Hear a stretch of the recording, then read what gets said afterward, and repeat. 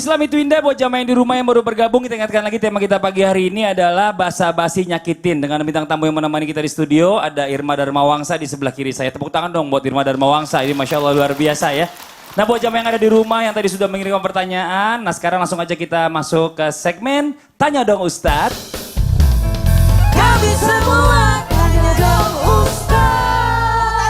Ini Masya Allah luar biasa ya. Ini kesempatan yang luar biasa buat jamaah yang di rumah. Mohon izin buat Irma Darmawangsa boleh maju ke depan. Ustadz Maulana boleh maju ke depan ya. Nah ini sekarang Irma. sesama orang Sulawesi. Oh, iya. Saya di tengah Ki. Para kate. Ya Allah. Beliau dari Enrekan, saya dari Bone. Siapa? Saya nanya. Siapa yang nanya? Siapa Iya, yang nanya? iya. Oke lanjut aja langsung kita bacain yang pertama nih. Langsung aja ya Irma langsung dibaca ini. Silakan boleh. Ya, Ya makasih. belum. Pertanyaannya. Ya. Tanya dong Ustadz. Tanya dong Ustaz. Ya. Ini Instagram dari hamba Allah. Ya gaya dong. Dari Oke. hamba Allah. Dari hamba Allah. Ya, terus. Assalamualaikum Ustaz. Waalaikumsalam, silakan masuk. Kadang itu ada... Ya baca. Oh balik ke sana? Ya, Baiklah. Di situ juga ada. Ya udah. Assalamualaikum Ustadz. Kadang... Ini. Nama ya. Kadang tuh ada orang yang biasa tuh basa-basi baik banget sama kita. Sok peduli sama kita. Oke. Tapi nyatanya basa-basinya itu memiliki tujuan tertentu. Yaitu menusuk dari belakang. Aduh. Nah, dengan membuka aib orang tersebut tapi nggak diceritain ke orang lain.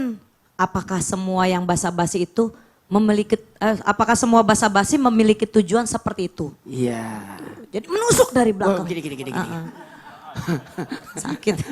Gini Nusuknya ya. sakit banget nusuknya. Iya. Jamaah yang dimuliakan oleh Allah, kadang-kala kita berburuk sangka sebelum orang basa-basi. Jangan-jangan, kata jangan-jangan ini yang bermasalah. Jangan. Belum tentu orang begitu. Jangan ratakan semua orang sama. Tapi kalau ada orang basa-basi yang menusuk dari belakang, aku tidak akan. Dia maaf ya, dia basa-basi membuka pembicaraan supaya lebih akrab dengan menggibahi orang, dengan menjelekkan orang. Hati-hati ya, kalau ada orang seperti ini, kalau dia bisa menceritakan kejelekan orang atau bergibah di depan kita atau ada orang lain, maka bisa jadi nanti kalau kita tidak ada, kita digibahin juga itu. Maka kalau ditanya, ini gimana ini perbuatan seperti ini? Ini adalah perbuatan yang hina. Dan nanti akan diminta pertanggungjawabannya. Dan ketahuilah tanda ketaatan dari atas apa yang dia bisa menjaga. Mulutnya atau tidak. Makanya tanda-tanda orang beriman salah satunya adalah menjaga mulut. Ya. Ada lagi pertanyaan kedua Pertanyaan nih, Pak berikutnya. Ustadz. Tanya Iya. dong Ustadz. Tanya dong Ustadz. Iya. Ini dari Instagram hamba Allah juga. Assalamualaikum Pak Ustadz. Iya. Mau nanya dong. Apa itu? Kalau ada orang yang basa-basi sama kita. Tapi kita tuh jadi sakit hati. Ya. Gara-gara basa-basinya itu ya kita balas lewat basa-basi juga buat nyindir ke orang itu. Ya. Gitu. Demi kepuasan emosi kita. Apakah boleh tuh Ustadz seperti itu? Mohon maaf. Membalas kejelekan, jangan dengan membalas kejelekan pula. Apa bedanya kita dengan dia? Kalau dia kata-kata kasar kepada kita lalu kita balas dengan kata-kata kasar, apakah kita sama dong? Betul tidak? Berarti kedudukan kita sama kalau kita berbicara buruk juga kepada orang lain ketika orang berbicara buruk kepada kita. Jadi jangan tahan. Kalau perlu jamaah. Kalau perlu jamaah maafkan dia. Kalau perlu doakan, tapi ibu pasti mendoakan cepat mati pasti itu. Harusnya maafkan dia dan doakan mudah-mudahan dia dapat hidayah. Kemudian kalaupun mau membalas atau sekedar mengingatkan atas kesalahannya, ingatkanlah dia dengan kata lemah lembut. Sebaiknya jangan begitu. Ya, itu nyakitin. Apa ya atas apa yang kau lakukan itu Menyakitkan. Iya, saya Ada bisa tahu orangnya. ya. Iya, saya bisa tahu pas banget gitu ya. Iya. Tapi itu dia Masya Allah ya. Iya. Jadi menjawab pernyataan yang buruk, Iya. jangan dibalas lagi dengan yang buruk, tapi dengan yang baik. Yang tahan dulu, Ya. kemudian maafkan dia, kemudian jawab dengan lemah lembut, kemudian sapa dan salam. Masya Allah.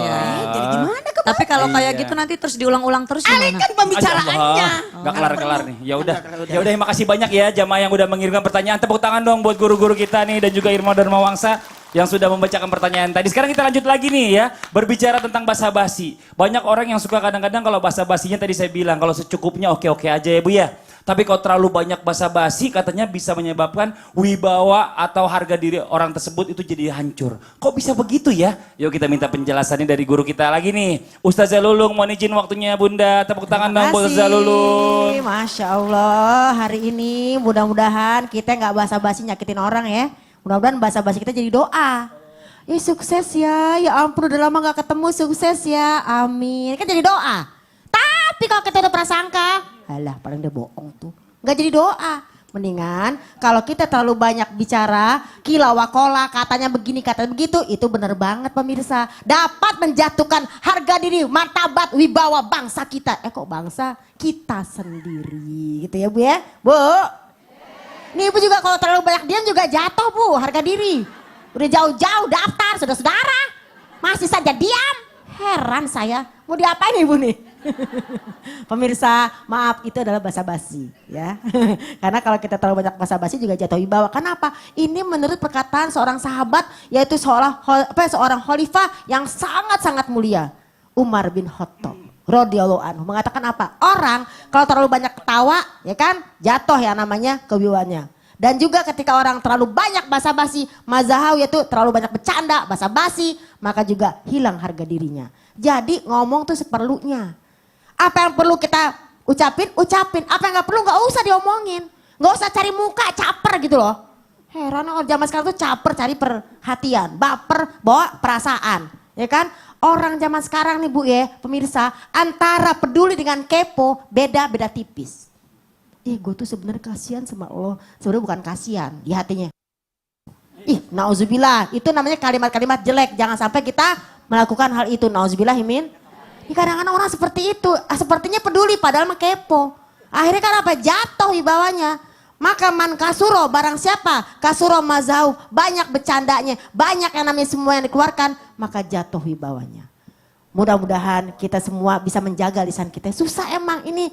Makanya kenapa ini mulutnya ada satu, telinganya ada dua. Guru kita tadi menyatakan, Ustaz Maulana. Karena kita harus banyak mendengar daripada banyak ngomong. Masalahnya perempuan sama laki beda. Kalau laki-laki cuma 6.000 kata sehari. Kita 20.000. Itu juga udah paling pendiam itu. Bagaimana yang cerewet? Bisa 100.000 kali ya. Apa 50.000 udah sama temen ya. Nauzubillahimin. Jadi memang Al-Quran sudah menyatakan karena huluku Al-Quran, Rasulullah itu adalah akhlaknya Al-Quran. Kepengen bagus basa-basinya, pelajari Al-Quran. Karena memang yang namanya basa-basi diajarkan dalam Al-Quran. Tadi yang dinyatakan oleh Rasulullah, bagaimana kabarmu hari ini? Baik, baik, beriman, beriman. Mudah-mudahan nanti aku pada saat meninggal dalam keadaan beriman.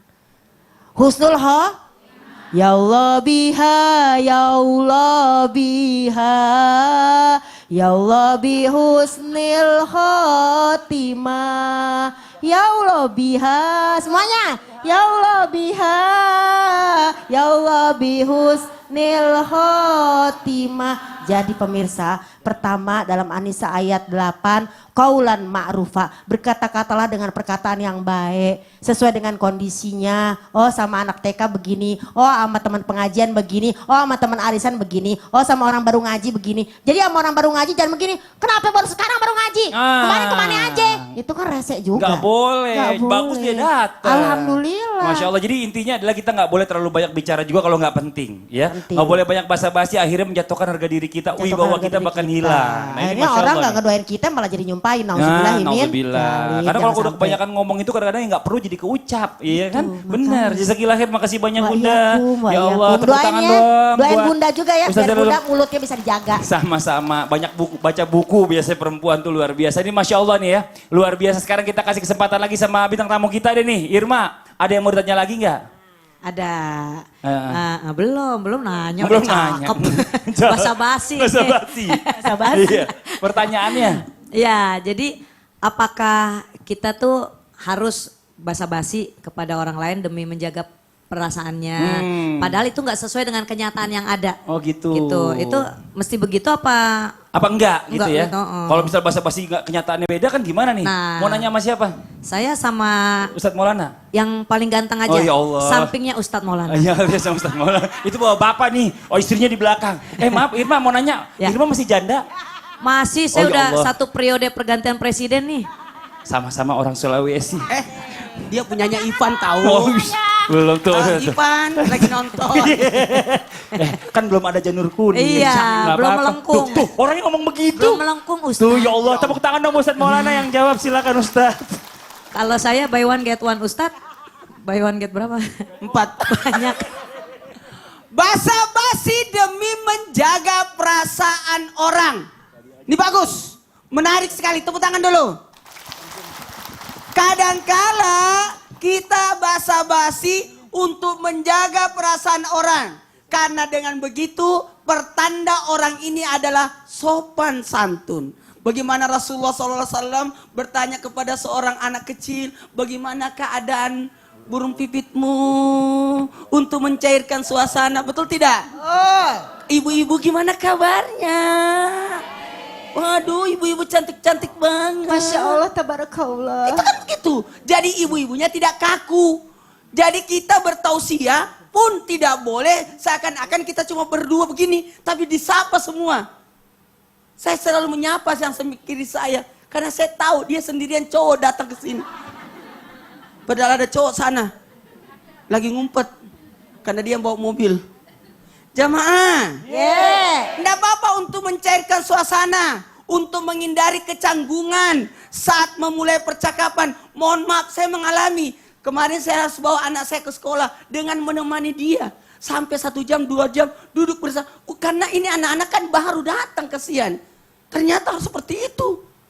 Dan akhirnya anak saya bilang, pulang dulu besok baru sekolah. Ya Allah sama aja. Coba tahu gitu. Ini namanya anak-anak. Karena beradaptasi. Ibu-ibu. Iya. Ibu-ibu. Perlu adaptasi? Perlu. Ibu-ibu kalau kadang-kala kan tidak enak juga kalau tidak menyapa orang. Ada tamu datang. Silakan datang, silakan masuk, silakan duduk, silakan minum. Ya Allah, ngapain? Temani ngobrol. Tapi jangan juga ditemani ngobrol sampai berbusa-busa nggak ada minuman keluar. Dari mana? Aku dari perjalanan 4 jam, berarti belum makan. Orang tadi kita 4 jam nggak mampir-mampir loh. Itu maksudnya namanya balaga. Bahwa dia belum makan. Dia lapar. Kode-kode itu, kode-kode. Tuan rumahnya, ya Allah. Sampai tamunya berkata begini, memang harga nasi kuning di sini berapa ya? Karena sudah lapar itu. Harusnya basa-basi yang kita sampaikan tuan rumah supaya mengetahui keadaan tamu ini. Dari mana? Dari Bogor. Tadi nggak mampir kan? Oh kalau begitu tunggu ya, gitu.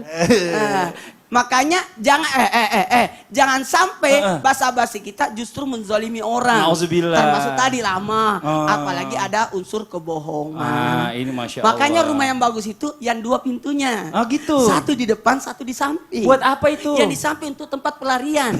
Iya. Kalau gula kehabisan habis. gula, Iya benar. itu maksudnya. Ini Masya Allah. Bukan tempat pelarian. Kalau ada tamu, datang tamu lagi. Bukan begitu. Ini Masya Allah. Yang satu buy one get one. Yang satu buy one get four. Aman kok. Tepuk tangan buat guru kita Ustadz Maulana. Ini Masya Allah. Iya Pak. Kayaknya bahasa-bahasa ini nggak ada. Ya Allah. Mudah-mudahan jadi amin. Ya Allah. Ya Allah. Kita lanjut lagi ya. Berbicara masalah tentang zaman-zaman terdahulu nih. Ada nggak nih kisah Rasulullah atau nabi-nabi terdahulu tentang orang-orang yang suka berbicara basa-basi sampai ucapannya itu malah menyakiti perasaan orang lain. Yuk kita minta guru kita menjelaskannya lagi. Ustadz Abimaki mohon izin waktunya. Tepuk tangan Ustadz Abimaki. Selamat Ustadz. Bismillahirrahmanirrahim. Subhanallah, Maha Suci Allah yang telah mengumpulkan kita di sini. Seperti inilah Allah kelak kumpulkan kita di surganya. Amin ya rabbal alamin. Alamin kabul ya Allah, kabul. Amin ya rabbal alamin. Subhanallah, kalau dicek dan dilihat, apakah ada zaman dulu yang basa-basi? Ternyata sebenarnya untuk menyakiti orang yang diajak bicaranya. Ada. Tadi sudah disampaikan Ustadz Nur Maulana, Ustadz Syam, juga Ustadz Lulung dengan kata-kata yang luar biasa. Takutnya bermuka dua. Iya, lihat dulu orang munafik Abdullah bin Ubay bin Salul saat Rasulullah tiba ke kota Madinah, dia dengan gembira mengatakan, "Tafadhal dikatakan bidari ya Rasulullah." Rasulullah, "Ayo silakan tinggal di rumah kami ya Rasulullah. Rumahku selalu terbuka." Dalam hatinya membenci Rasulullah. Nauzubillah. Bunda ayahanda subhanallah punten. Ketika Rasulullah SAW di kota Madinah setiap mau khutbah, setiap mau ceramah, apa yang dilakukan oleh Abdullah bin Ubay bin Salul? Dia katakan, "Sebentar ya Rasulullah, duduk dulu sebentar ya Rasulullah, saya pembukaannya, jadi hostnya." Iya, mengatakan, "Hada Rasulullah, ini adalah Rasulullah, orang yang terpilih di dunia, maka dengarkanlah tausiahnya, dengarkanlah ceramahnya, khusyuk, baik, hargai beliau." Padahal dalam hatinya membenci sama Rasulullah SAW. Ini dia, iya, bisa jadi kalau kata-kata itu tidak tahu apa yang diinginkannya. Namun, usikum wa iyaya nafsi bitaqwallah, ini adalah salah satu contoh di zaman Rasul pun ada dan terjadi kepada Rasulullah. Lalu ada hal yang unik, maka para ulama wajar kalau mengatakan basa-basi itu bagian daripada agama. Tergantung seperti apa basa-basinya.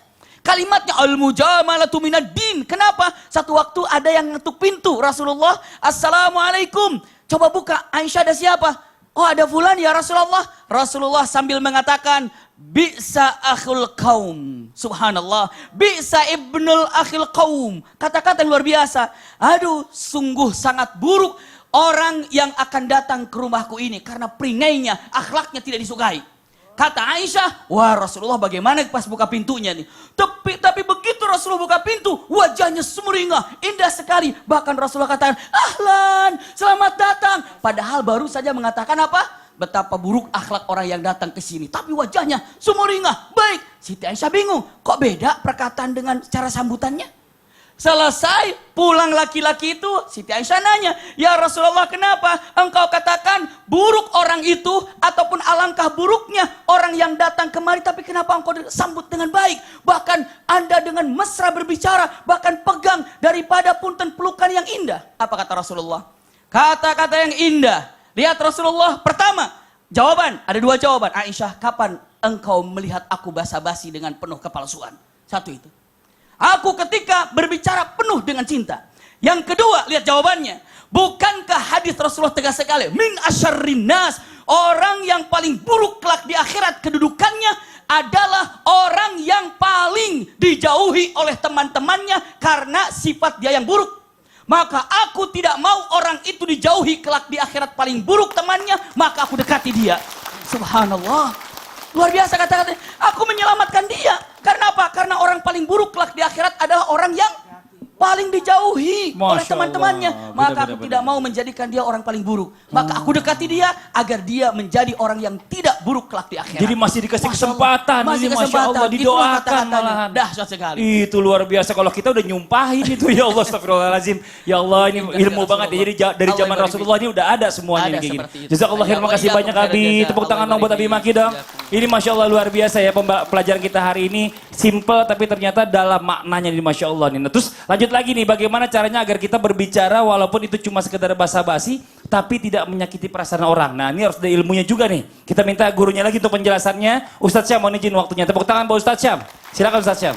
Bismillahirrahmanirrahim. Ada kalimat yang sangat indah diucapkan oleh sahabat Sayyidina Ali karramallahu wajhah, mengatakan bahwasanya seorang beriman itu adalah lisannya berada di belakang hatinya. Artinya adalah ketika dia berbicara pasti akan difilter oleh hati dan pikirannya terlebih dahulu.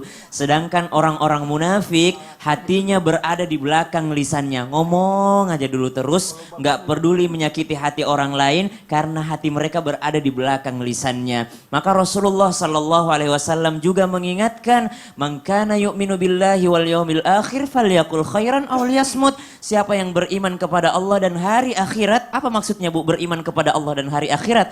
Beriman bahwasanya percaya bahwa setiap perkataan yang keluar akan dimintai pertanggungjawabannya kelak di akhirat. Inna sam'a wal basara wal fuada kullu ulaika kana anhu mas'ula. Bahwasanya pendengaran, jangankan lisan, pendengaran, penglihatan, hati, semuanya akan dimintai pertanggungjawabannya kelak. Lalu kalau ditanyakan bagaimana caranya agar kita mampu menjaga lisan kita, ingat Ingat perkataan daripada baginda Nabi Muhammad SAW.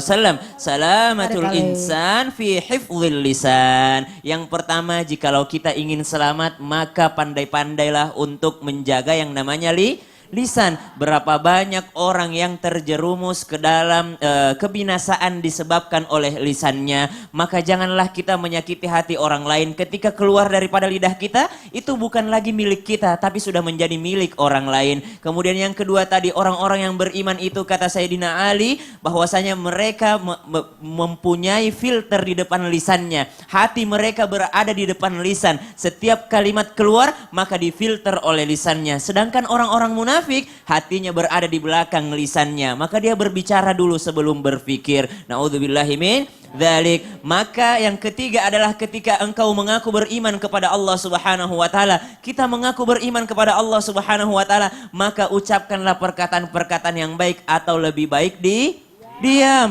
Auliyasmut, daripada menyakiti hati orang lain. Tapi ada yang menarik Bunda. Tadi kami sampaikan ayat wal fuad. Bukan hanya yang diucapkan, tapi hati kita ini dimintai pertanggungjawaban. Karena kadangkala ada orang yang ngomong tapi ekspresinya, dia liatin orang dari bawah ke atas.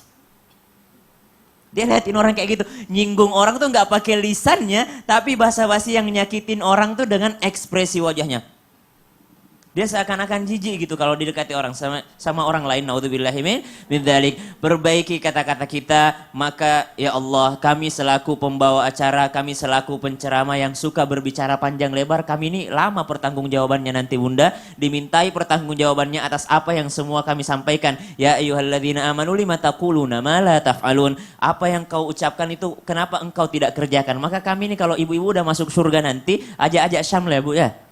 Ibu kalau udah ada di surga nanti, ajak-ajaklah Syam yang pernah ceramah ini, siapa tahu pernah ada kesalahan ketika ceramah, pernah menyakiti hati bunda-bunda sekalian ketika membawakan materi. Jamaah. Di dalam Al-Quran pun dijelaskan, Uda'u ila sabili rabbika bil hikmah wal mau'izatil hasanah wajadilhum billati hiya ahsan. Di dalam ayat ini ada 3 cara berbicara bil hikmah. Yang pertama, dengan cara sesuatu yang sangat lembut, dengan cara sesuatu yang sangat menyenangkan. Wal mau'izah hasanah, dengan ucapan-ucapan yang hasanah. Dan yang ketiga, kalau nggak bisa lagi berbicara dengan baik, barulah berdebat dengan wajadilhum illati hiya ahsan. Apa itu ahsan? Yang jauh lebih baik. Ketika kita disakiti sama orang lain, kita balas yang lebih baik. Wah, kenapa kok sekarang makin jelek lu? Kita balas yang lebih baik. Lebih baik daripada makin jelek apa? Oh, makin ganteng lu. Makin ganteng. Lu kok makin ganteng? Rasanya bagi-bagi dong. Iya, basa-basi jangan sampai mungkin gua kurang menyakitin. duit, bagiin dong duitnya dong gitu ya kan. Ini Masya Allah. Jadi dia yang rugi ya kan, yang jelekin kita ini Masya Allah. Perkataan-perkataan dalam Al-Quran itu selalu dikaitkan dengan ittaqullah. Ittaqullaha wa qulu qawlan sadida gitu. Selalu dikaitkan dengan bertakwalah kepada Allah. Karena perkataan yang baik yang tidak menyakiti hati orang lain adalah bagian daripada takwa. Masya Allah. Tepuk tangan buat Ustaz Syam nih. Masya Allah. Jazakallah khair. Makasih banyak Sama-sama, Ustaz Syam. Ya Allah. Nah buat jamaah yang ada di rumah nih. Setiap hari Islam itu Indah menayangkan berita-berita viral. Pasti penasaran kan? Berita viral apa lagi nih yang lagi beredar di masyarakat yang akan ditayang di Islam itu Indah. Nah makanya jangan kemana-mana, nonton terus ya. Nah buat yang mau nonton langsung, sekarang kita kasih info aja yang di rumah ya. Langsung aja bisa menghubungi nomor yang ada di bawah ini. Dan nomor yang ada di bawah ini semuanya gratis ya Bu ya. Tanpa dipungut biaya. Kalau ada yang minta duit namanya apa Bu? Penipuan. Apa Bu? Masya Allah. Buat jamaah yang di rumah jangan kemana-mana. Kita segera kembali lagi tetap di Islam itu Indah. Jamaah! Oh jamaah! Alhamdulillah.